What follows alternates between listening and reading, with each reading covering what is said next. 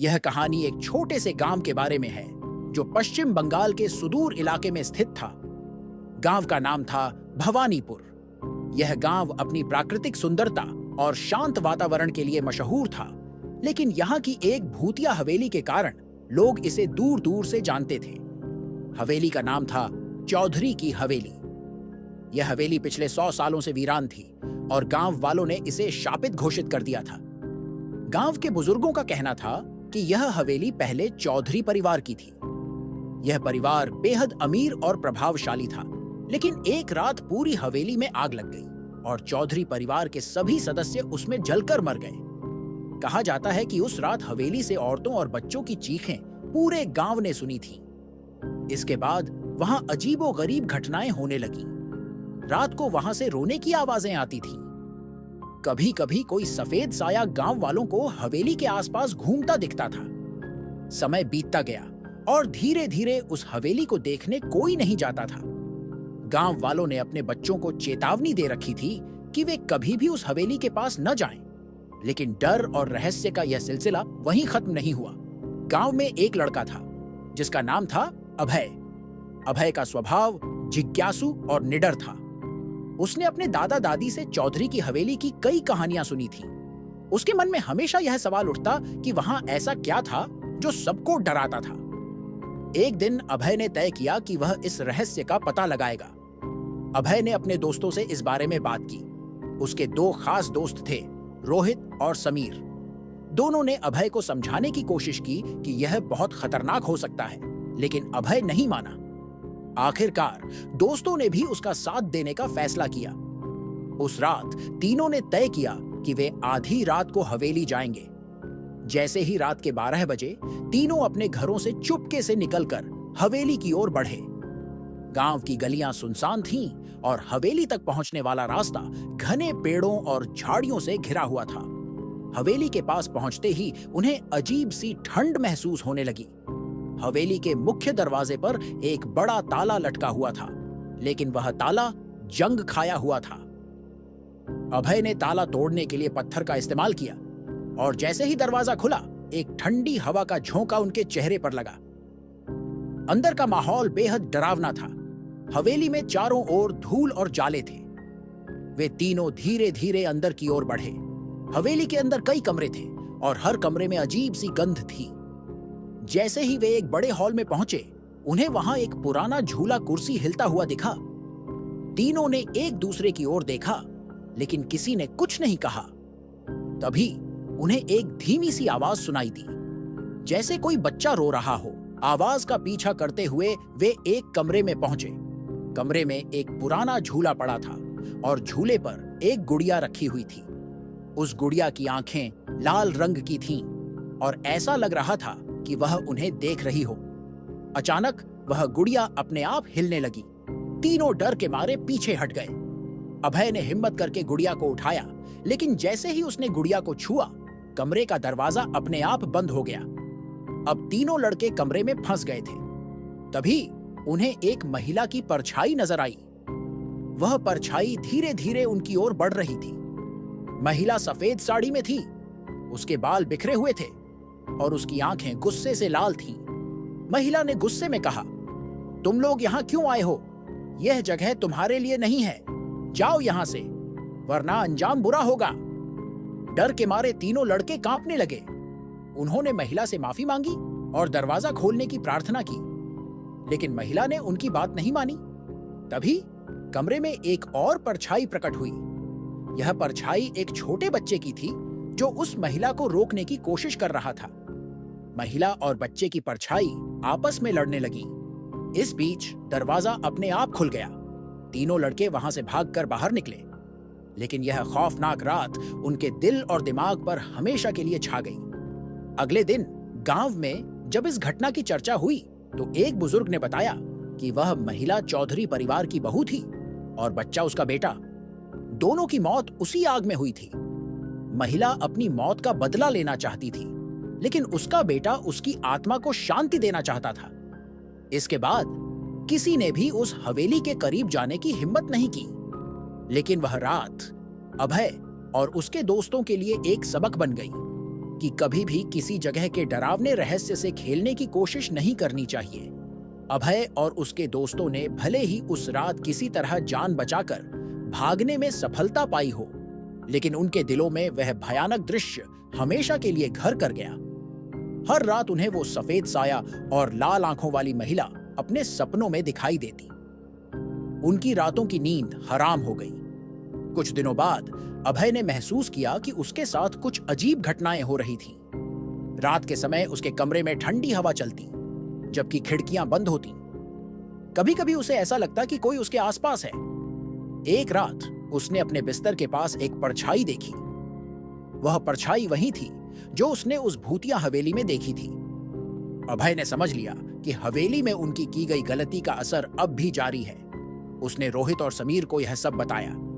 तीनों को यकीन हो गया कि वह आत्मा अब भी उन्हें सताने के लिए उनके साथ आ गई है।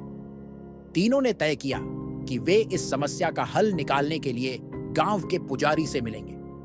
पुजारी, जो गांव के सबसे समझदार और अनुभवी व्यक्ति थे, ने उनकी पूरी बात सुनी। उन्होंने गंभीरता से कहा, तुम लोगों ने एक ऐसी जगह को छेड़ा है जहां आत्माएं शांति से रहती थीं। अब वह आत्मा तुम्हें छोड़ने वाली नहीं है।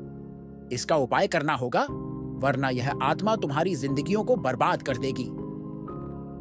पुजारी ने तीनों से कहा कि उन्हें फिर से उस हवेली में जाना होगा और वहां एक विशेष अनुष्ठान करना होगा। इस अनुष्ठान के लिए उन्हें कुछ सामग्री की जरूरत थी, जिसमें गंगाजल, तुलसी के पत्ते और एक विशेष यंत्र शामिल था। उन्होंने तीनों को हिदायत दी कि वे इस बार कोई भी नादानी न करें और जो भी कहा जाए वैसा ही करें। अगले दिन रात को पुजारी और तीनों लड़के हवेली की ओर बढ़े।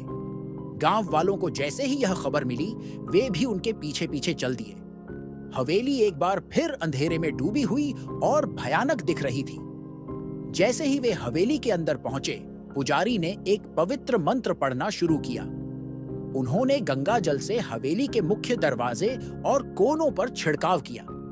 लेकिन जैसे ही उन्होंने अनुष्ठान शुरू किया, हवेली में अजीब घटनाएं होने लगीं।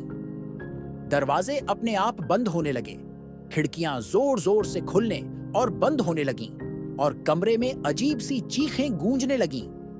तभी उस महिला की आत्मा फिर से प्रकट हुई। वह और भी ज्यादा गुस्से में दिख रही थी। उसने जोर से चिल्लाकर कहा, तुम लोग मेरी शांति भंग करने आए हो। यह जगह मेरी है, कोई भी इसे मुझसे छीन नहीं सकता। पुजारी ने साहस दिखाते हुए मंत्रों का जाप तेज कर दिया। महिला की आत्मा चिल्लाने लगी और उसकी परछाई धीरे धीरे धुंधली पड़ने लगी। तभी वह बच्चा भी वहां प्रकट हुआ। उसने अपनी मां की आत्मा को शांत करने की कोशिश की।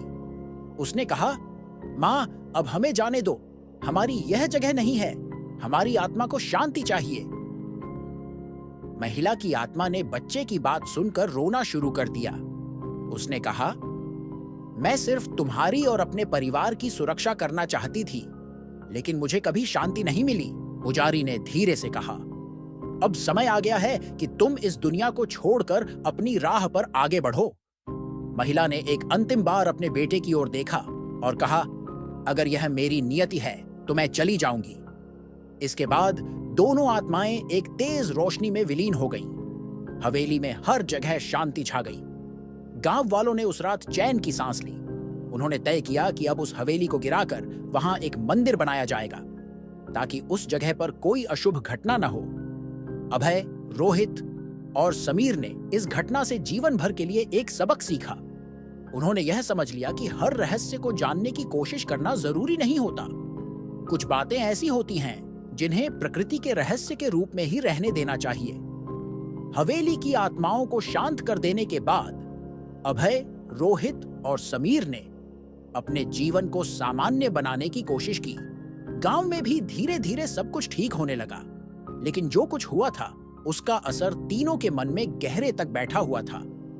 कुछ समय तक तो सब ठीक चला, लेकिन एक रात अभय ने महसूस किया कि उसके कमरे में कुछ अजीब हो रहा है। दीवारों पर हल्की हल्की खरोंचों के निशान दिखने लगे। कभी कभी उसे ऐसा लगता कि कोई उसके आसपास है, लेकिन जब वह मुड़कर देखता तो वहां कोई नहीं होता। यह सब देखकर अभय ने फिर से रोहित और समीर को बुलाया। तीनों ने इस बारे में पुजारी से बात की। पुजारी ने कहा, ऐसा संभव है कि उस आत्मा का कोई टुकड़ा या उसकी छाया अभी भी इस दुनिया में फंसी हो। हमें एक बार फिर अनुष्ठान करना होगा, लेकिन इस बार अधिक सतर्क रहना होगा। पुजारी ने सलाह दी कि इस बार अनुष्ठान गांव के ही केंद्र में करना होगा, जहां सभी लोग इकट्ठा हों। उन्होंने कहा, इस बार हमें पूरे गांव को इस प्रक्रिया में शामिल करना होगा। हो सकता है कि हवेली की आत्माओं के अलावा यहां और भी कुछ शक्तियां सक्रिय हों जो हमें पूरी तरह से नहीं दिखी थीं। गांव वालों ने अनुष्ठान के लिए सहमति दी। उन्होंने तय किया कि गांव के पुराने पीपल के पेड़ के नीचे यह अनुष्ठान किया जाएगा। इस पेड़ को गांव में पवित्र माना जाता था, लेकिन कई लोगों ने यह भी कहा था कि इसके आसपास अजीब घटनाएं होती हैं। अनुष्ठान की रात पूरा गांव उस पेड़ के पास इकट्ठा हुआ। पुजारी ने एक बड़ा हवन किया और सभी से प्रार्थना करने को कहा। जैसे ही अनुष्ठान शुरू हुआ, हवा अचानक तेज हो गई। गांव के लोग घबराने लगे। पुजारी ने सभी से शांत रहने की अपील की और मंत्रोच्चार जारी रखा। तभी पेड़ के आसपास की जमीन अचानक कांपने लगी।